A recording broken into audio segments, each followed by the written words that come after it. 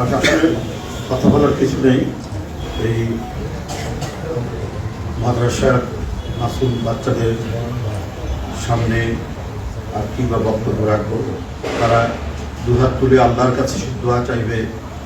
এদেশের এমন একজন মানুষ যিনি যেদিন থেকে রাজনীতিতে এসেছে সেদিন থেকে এদেশের মানুষের তাদের কল্যাণ, তাদের চিন্তা এবং তাদেরকে ছেড়ে কোনোদিন তাদের সুখ দুঃখ সব কিছুতে তিনি অংশ ভাগ করেছেন এবং তাদের সাথেই থেকেছেন।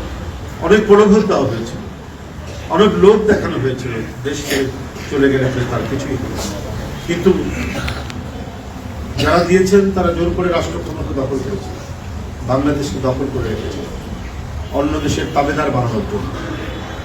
বেগম জিয়া, যার জন্য আজকের এখানে এই দোয়া অনুষ্ঠান এবং সাদকায় এখানে দেওয়া হলো, তিনি তাদের সেই কথায় কান না দিয়ে বাংলাদেশের যে স্বাধীন একটা আমরা দেশ, দেশের নাগরিক, দেশের মানুষ, এই সত্তা বজায় রাখার জন্য এবং সবার কথা বলার স্বাধীনতা অর্থাৎ গণতন্ত্রের জন্য কত জুলুম সহ্য করেছে।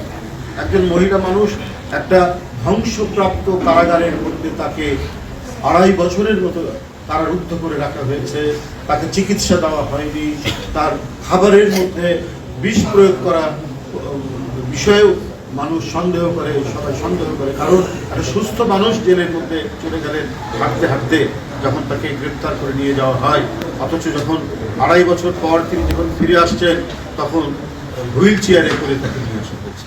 তার অসুস্থতা, তার চোখে অপারেশন হয়েছে, সেই অপারেশনেরও কোনো চিকিৎসা দেওয়া হয়, কিন্তু তারপরেও তাকে এই দেশ থেকে সরাতে পারে মাটি এবং মানুষের সাথে সম্পর্ক থেকেছে। তো আজ সারা দেশ কাঁদছে, সারা দেশের মানুষ কাঁদছে, মাদ্রাসার এতিম বাচ্চারা তার জন্য কাঁদছে। আজকে আকাশে কান্নার রোদ, বাতাসে রোড়াজারি আমরা শুনতে পাচ্ছি। শুধু উনি যে দলের প্রধান সেই দল না, বিএনপি না, আজকে নানা রাজনৈতিক দল, আজকে পেশাজীবী মানুষ, আজকে আলেম ওলেমা, আজকে মাদ্রাসা এতিমখানার বাচ্চারা, আজকে পৃথিবীর বিভিন্ন দেশের রাষ্ট্রনায়করা পর্যন্ত তার সুস্থতা কামনা করে বার্তা দিচ্ছেন, আরোগ্য কামনা করছেন এবং তো আল্লাহ যেন আমাদের এই প্রিয় নেত্রীকে হায়াত দান করেন, আল্লাহ যেন তাকে সুস্থ করে দেন।